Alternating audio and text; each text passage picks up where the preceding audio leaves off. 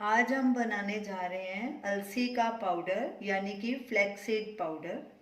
ये हमने 1 कप अलसी के बीज लिए हैं। अलसी को ग्राइंड करके ही खाना चाहिए क्योंकि इसके बीज बहुत हार्ड होते हैं जो डाइजेस्ट नहीं होते, इसीलिए इसे ग्राइंड करके ही खाना होता है। ग्राइंड करने से पहले इसे ड्राई रोस्ट करेंगे। तो चलिए सबसे पहले हम इन्हें ड्राई रोस्ट करेंगे। अलसी को ड्राई रोस्ट करने के लिए पैन में डालेंगे।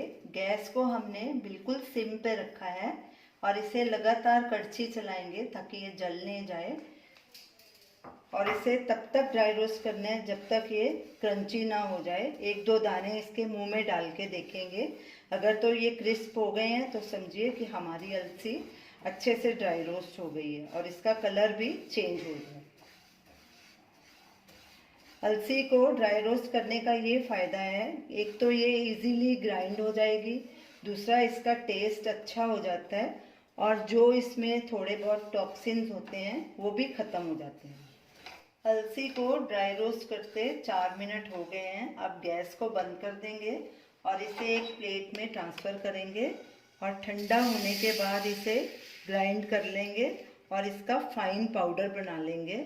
अलसी को पल्स पे ही ग्राइंड करना है, ज़्यादा लंबे समय तक इसे ग्राइंड नहीं करना, नहीं तो इसके अंदर से तेल निकलना शुरू हो जाएगा और ये पाउडर के बदले पेस्ट बन जाएगी इसकी।